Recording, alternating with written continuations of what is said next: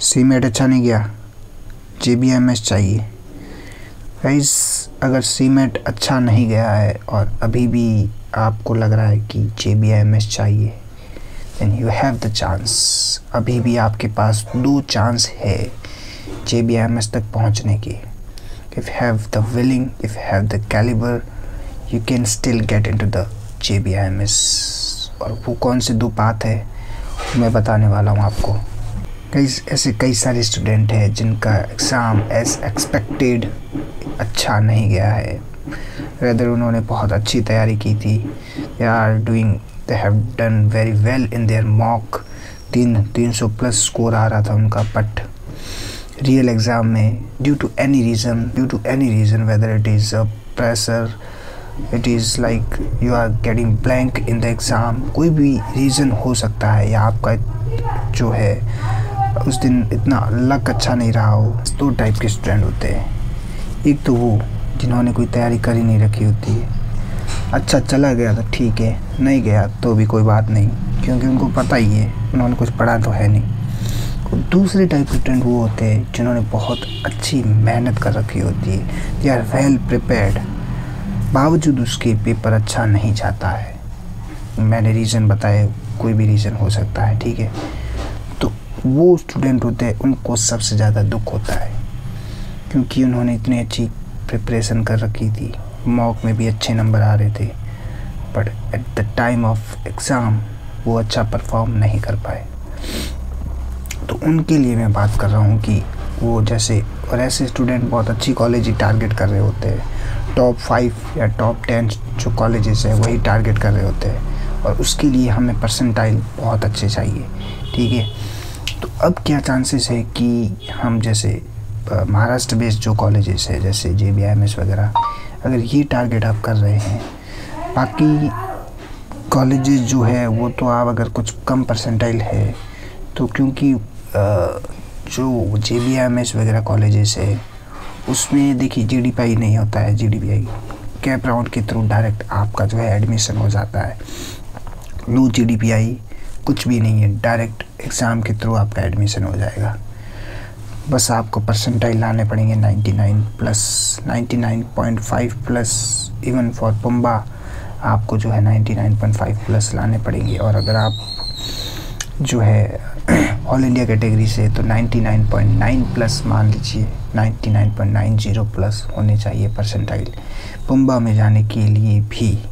अब आप इस गलत फहमी से बाहर निकल जाइए कि 99.5 तक भी आपका नंबर आ सकता है if you are not a Maharashtra domicile student. समझ लीजिए इस बात को। 99.90 से नीचे कुछ भी है तो इन 4 में से तो कोई कॉलेज मिलेगी नहीं आपको, ये लिख के ले लीजिए। JBMS, सिमसरी, वेलिंकर, पुम्बा, ये 4 कॉलेजेस में से कोई भी कॉलेज नहीं मिलने वाली है इफ़ यू आर बिलो 99.90 से नीचे है तो। और महाराष्ट्र से है तो फिर थोड़ा सा परसेंटाइल आपके लिए लो होगा, और उसमें भी अगर कैटेगरी में है तो 99 तक भी या उससे कम में भी आपका जो है नंबर लग जाएगा। मैं महाराष्ट्र के बच्चों की बात नहीं कर रहा हूँ यहाँ पे, जो ऑल इंडिया के बच्चे हैं उनकी बात कर रहा हूँ, क्योंकि महाराष्ट्र के बच्चों के लिए तो कैटेगरीज भी है, सब कुछ है, बट जो ऑल इंडिया के बच्चे हैं, भले आप ST से हो, SC से, डजंट मैटर, आप जनरल में ही माने जाओगे अगर आप ये कॉलेजेस टारगेट कर रहे हो तो, क्योंकि उनके लिए एक ही कट ऑफ, एक ही लिस्ट बनती है सब बच्चों के लिए, कोई ST SC कोई OBC नहीं है, सब एक ही है, एक समान एक साथ लिस्ट में बनेगी अगर आप नॉन महाराष्ट्रियन हो तो, ठीक है। तो अब क्या चांस है आपके पास अगर सीमेट ख़राब गया है तो। अब एक एग्ज़ाम आने वाला है महाराष्ट्र का CET एग्ज़ाम, CET MHCET जो MBA का एग्ज़ाम है, वो चांस है आपके पास, जो अभी शायद 31 जनवरी तक फॉर्म एक्सटेंडेड कर दिए, फिर 31 जनवरी तक आप फॉर्म जो है फिल कर सकते हो। और एक दूसरा एग्ज़ाम होता है मैट के थ्रू भी आप ऐसी कॉलेज पा सकते हो JBMS, बट मैट में 99.99 लाना इट वाज जस्ट डिफ़िकल्ट, क्योंकि देखिए थोड़ा सा पेपर लेंदी होता है, मतलब डिफ़िकल्ट तो नहीं होता है बट थोड़ा सा जो है वहाँ पे लेंदी होता है पेपर, बट हाँ बहुत सारे स्टूडेंट लाते हैं 99 पर, बट हाँ बहुत सारे स्टूडेंट उसमें भी लाते हैं 99.99 प्लस। तो देखिए लास्ट ईयर की बात करूँ ना मैं, तो मैट के 2 बच्चे JBIMS के लिए सेलेक्ट हुए थे, 99.99 के बच्चे मैट के। तो ये जो लोग कहते हैं मैट के थ्रू JBIMS नहीं मिलता है, दिस इज़ रॉन्ग। मैट के थ्रू भी JBIMS मिलता है। आप कोई भी एग्ज़ाम दे रहे हो, नेशनल लेवल का exam, whether it is CMAT, whether it is CAT, CET, अपना ये मैट, एटमा, कोई भी एग्ज़ाम दे रहे हो, बस उसमें आपको टॉप करना है, मतलब टॉप मतलब लिटरली टॉप करना है, टॉप 10 में आना है JBIMS के लिए। अगर टॉप 10 में आप आ रहे हैं, CMAT CET में अगर टॉप 10 में आ गए तो समझ लीजिए आपको you are going in the JBIMS। But MAT में जो है जैसे 99.99 के अगर 9-10 बच्चे हैं लगभग, तो उसमें से 2 या 3 सीट जो होगी जो टॉप मतलब AIR 1 और AIR 2 और AIR 3-4 तक जो है आपको JBIMS मिलने के पूरे चांसेस है। 1-2 है तो पूरा मिल जाएगा आपको, और 3-4 तक मिलेगा, क्योंकि जैसे CMAT में ना 99.99 और 3rd डेसिमल तक भी जो है वहाँ पे होता है 995, 996, 998, 990 ऐसे। और CET में भी ऐसा होता है कि 99 के बाद भी डेसिमल्स होते हैं, लेकिन मैट में क्या होता है 99.99 के ऊपर कुछ आता ही नहीं है, 100 परसेंटाइल का भी आता ही नहीं है, मतलब 99.99 हो जाता है वहाँ पे। तो 0 होने के कारण क्या है, उनकी रैंक जो होती है CET और CMAT के जो बच्चे हैं उनसे नीचे रह जाती है। तो ये रीज़न है ना सबसे बड़ा है कि 99.99 आने के बाद भी मैट के बच्चे जो है वो JBIMS नहीं जा पाते, बट हाँ सिमसरी वेलिंगकर उनको आराम से मिल जाता है। तो मैट के ऊपर आप इतना भरोसा नहीं कर सकते, बट अगर आप एक और रास्ता रखना चाहते हैं, आपने मतलब ठान लिया है कि अब JBIMS जाना ही है, तो फिर आपके पास एक ऑप्शन है मैट का। अगर आप लिटरली फोड़ देते हो ना मैट को, और मैट दो बार दे सकते हो आप। मैट वैसे साल में 3-4 बार होता है, शायद 4 बार होता है, तो है ना, और हर बार उस 4 में भी हर बार 2 बार दे सकते हो आप, तो आपको 2 चांस मिलेंगे। और मैट में क्या होता है, एक तो आप घर से भी दे सकते हो प्रॉक्टर्ड एग्ज़ाम, और आप सेंटर में भी जाके दे सकते हो। तो अगर आप घर से देना चाहते हो घर से दे सकते हो, और प्रॉक्टर्ड मतलब सेंटर पे देना चाहते हो सेंटर पे दे सकते हो। ऑफलाइन देना चाहते हो तो ऑफलाइन भी दे सकते हो, मतलब पेन पेपर वाला जो है OMR सीट जो भरनी होती है वो भी दे सकते हो आप।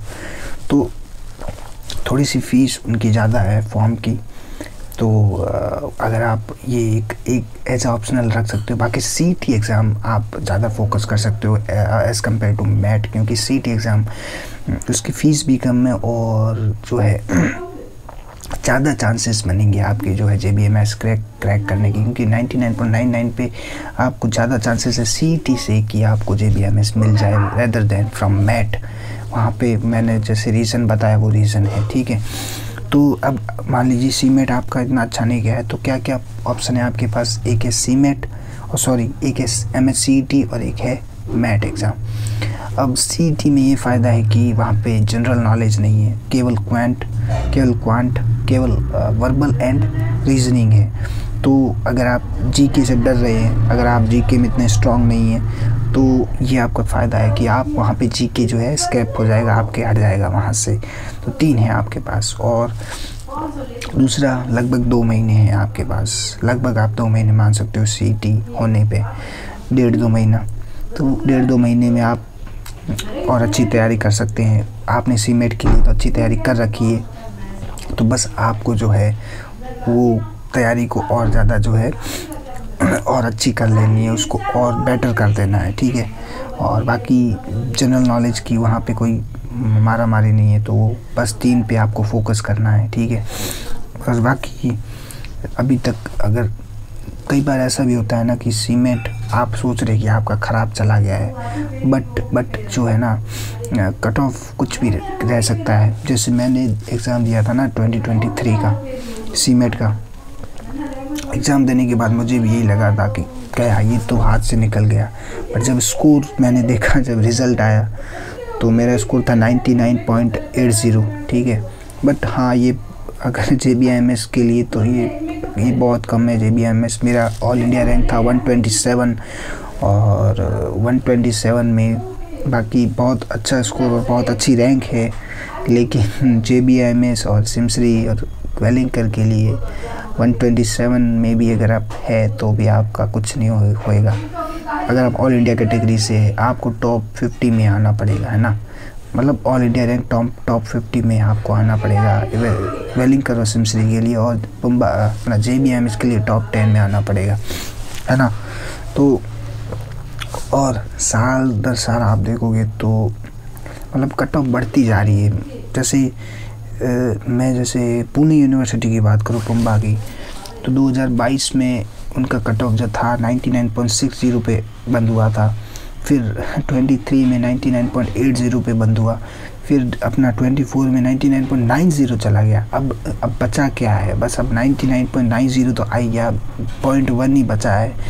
तो जो टॉप 0.1 बच्चे हैं वही जो है मतलब ये कॉलेजेस में जाएंगे, बाकी सब तो 99 वाले भी ऐसे रह जाएंगे।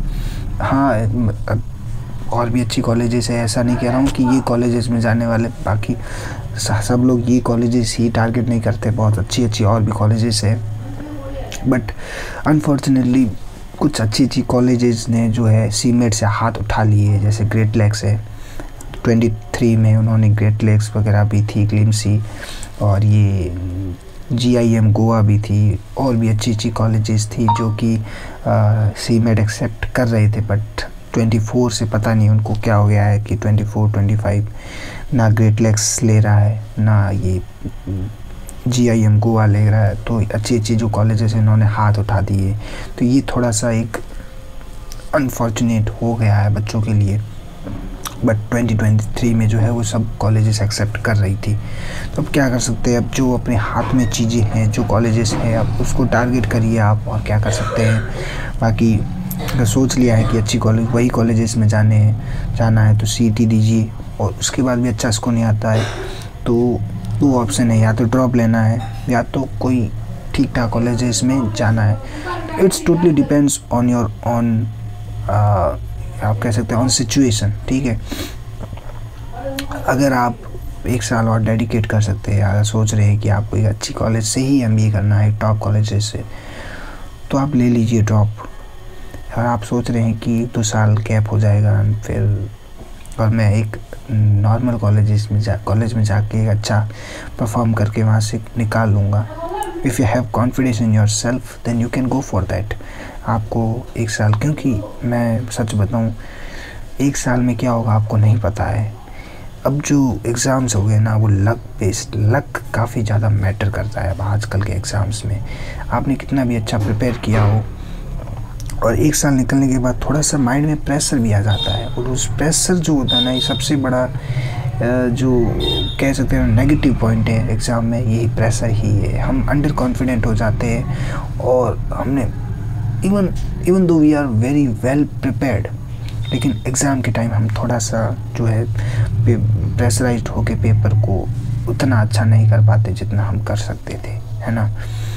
तो ये सब आपको सोचना पड़ेगा, और ये सब सोच के आप फैसला लीजिए, क्योंकि ड्रॉप हर जिसके लिए नहीं है। ड्रॉप लोगे तो हाँ, अगर आप अच्छा प्रिपेयर, अगर आप फाइनल ईयर में ही हो अभी खाली, और तो आप 1 साल दे सकते हो, ऐसा कुछ नहीं। गैप हो गया, gap doesn't matter if you are get into a very top colleges, तो टॉप कॉलेज मिल गई तो कोई गैप मैटर नहीं करता है। बस यही है कि आपको अच्छी तरीके से प्रिपेयर करना होगा।